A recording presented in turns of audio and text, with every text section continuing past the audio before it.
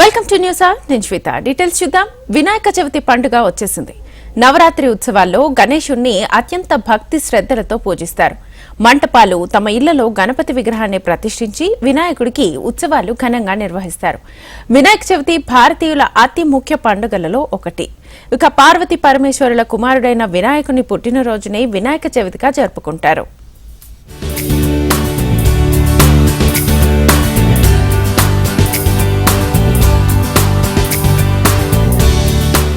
తిరుపతి బొమ్మల క్వార్టర్స్ లో paper గుజ్జుతో eco friendly గణనాథులను తయారు చేస్తున్నారు.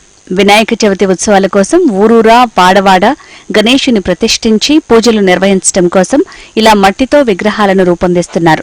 పేపర్ గుజ్జు, చాక్ పౌడర్ తదితర మిశ్రమాలతో గణపతి విగ్రహాలను తయారు చేస్తున్నారు. గణపతి విగ్రహాల నిమజ్జనం వల్ల చెరువులు, కుంటలు, జలాశయాలు కలుషితం కాకుండా జలచరాలకు హాని జరగకుండా బొజ్జ గణపయ్య ప్రతిమలను రూపొందిస్తున్నారు.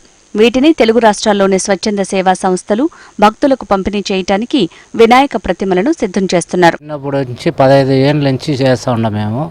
ఇది మట్టితో కాదు, పేపర్ గుజ్జుతో చేస్తాం. ఇది చేపలకు కానీ చెరువులు వేస్తే కూడా ఒక 10 నిమిషాల కరిగిపోతుంది. పిఓపి అయితే కరగదు.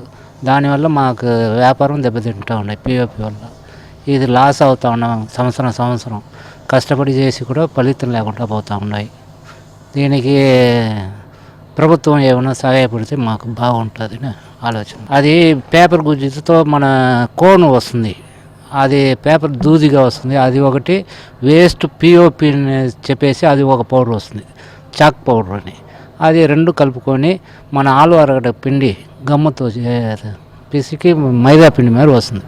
అది వేసి అదంతా చేపలకు కూడా వైటమిన్స్. ఇది చెరువులో వేస్తే కూడా ఇబ్బంది లేదు, ఒక అరగంటలో కరిగిపోతుంది. పర్యావరణ పరిరక్షణకు దోహదపడే మట్టి విగ్రహాలను నెలకొల్పటానికి ఎక్కువ ప్రాధాన్యత ఇస్తుండటంతో ఈసారి మట్టి విగ్రహాలను ఎక్కువ మొత్తంలో తయారు చేస్తున్నారు. 100కు పైగా ఆకృతుల్లో విగ్రహ మూర్తులు వీరి చేతుల్లో రూపుదిద్దుకుంటున్నాయి. సంవత్సరాల నుంచి మట్టితో ప్లస్ గేగు పిండితో బొమ్మలు తయారు చేస్తామన్నమాట. ఇక్కడ నుంచి మనకు బెంగళూరుకి ఇంకా బయట దేశాలకు కూడా పంపిణీ చేస్తూ ఉంటాం, హోల్సేల్కి అండ్ రీటైల్కి అన్నిటికీ. గేగు పిండి వేస్టేజ్ వస్తుంది, అది యూస్ చేస్తారు. అండ్ ఇది చెక్కలు యూస్ చేస్తారు. పేపర్, సిమెంట్కి వేస్ట్ పేపర్స్ వస్తాయి కదా, అది యూస్ చేస్తారు.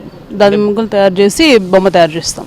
ఎక్స్ట్రా పర్స్ దాన్ని మనం 1% కూడా దీంట్లో యూస్ చేయమని, 100% మనకు గేగు పిండితోనే యూస్ చేస్తాం మొత్తం. అది నీళ్ళలో ఇంకుతుందా? ఖచ్చితంగా. జస్ట్ 1 అవర్ మీరు నీళ్ళలో వదిలేస్తే అది ఫుల్ అసలు జస్ట్ ఇది కూడా లేకుండా పోతుంది, కట్టితో పడిపోతుంది. అట్లే వాన్లో వదిలేస్తామంటే అవుతుంది. అట్లు ఇట్లు ఒక 50%. ఇప్పుడు పిఓపి వల్ల మనకు పెద్దగా వ్యాపారం అనేది లేదు, చాలా దెబ్బతినేసింది.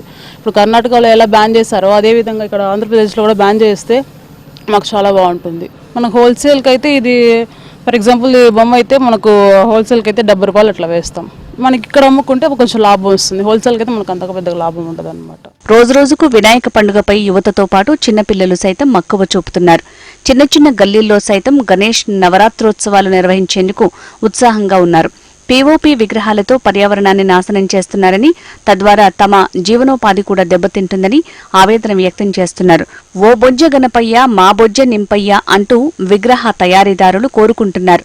పర్యావరణవేత్తలు, ప్రకృతి వ్యవసాయవేత్తల సూచనల మేరకు ఈ ఏడాది మట్టి విగ్రహాలు తయారు చేస్తున్నామని తయారీదారులు చెప్తున్నారు. సో మా సైడ్ నుంచి మేము ఒక 40+ ఇయర్స్ మనం చేస్తున్నాం ఈ బిజినెస్ అనేది. లైక్ మా ఫాదర్, వాళ్ళ ఫాదర్ అంతా ఇదే అనమాట. లైక్ అంతా చేతితోనే చేసేది. మనకి ఏది కానీ మనకి మోల్డ్ కానట్లేదనమాట. ప్రతి ఒక్క డిజైన్స్ కానీ ప్రతి ఒక్క పెయింట్ అంతా చేతితోనే చేస్తున్నాం, ఈ చెక్కల నుంచి అంతా. అదేమంటే మనకి ఇది మనం బయట వానలో పెట్టామంటే ఒక 5 minutesలో అది మొత్తం కరిగిపోతుంది, మొత్తం పేపర్ లాగా కిందకు వచ్చేస్తుంది అనమాట. మీకు పిఓపి వాడడం వల్ల ఏమవుతుందంటే మీరు ఎన్ని ఇయర్స్ మీరు వాటర్లో ఉంచినా కానీ అది కరగదు, అసలు ఒక్క డిజైన్ కానీ అది ఉంచిపోదు అనమాట. పెయింట్ మాత్రం వెళ్ళిపోతుంది, ఆ బొమ్మ అంతా అట్లా ఉండిపోతుంది. దాన్ని యూజ్ చేయడం వల్ల ఏమంటే మనము సముద్రంలో, చెరువులో ఉన్న చేపలు, దానిలోనే లివింగ్ బీయింగ్స్ ఏమవుతుందంటే చనిపోతుంది అనమాట ఇమీడియట్గా. అందుకే మన వినాయక సాగర్లో కానీ సపరేట్గా ఒక చెరువు పెట్టి దాంట్లో వేస్తున్నారు. ఎందుకంటే మనం మొత్తం చెరువులు వేసామంటే చెరువులు అంతా బ్యాడ్ అయిపోతుంది, దానికి కండిషన్ పోతుంది అనమాట. అందుకే తనిగా ఒక చెరువు పెట్టి దాంట్లో వేస్తున్నారు. అంత అవసరం ఏం మనకి. లైక్ మనం పీఓపీని అవాయిడ్ చేసి వాళ్ళకి బిజినెస్సే అది, మనకి ఇది బిజినెస్ అనమాట. వాళ్ళకి అది అమౌంట్ కోసమే, మనకి ఇది డబ్బుల కోసమే అనమాట, ఆదాయం అనేది. వాళ్ళకి ఏమంటే మీరు పేపర్ బొమ్మలు చేయండి, మేము పేపర్ బొమ్మలు చేస్తాము. ఇది యూజ్ చేయడం వల్ల మాకు ఆదాయం వస్తుంది, మీదికి అవాయిడ్ చేస్తామని కాదనమాట. ఇద్దరు మనం అందరూ బతుకోవాలి, మనము బాగుండాలి దాంతో.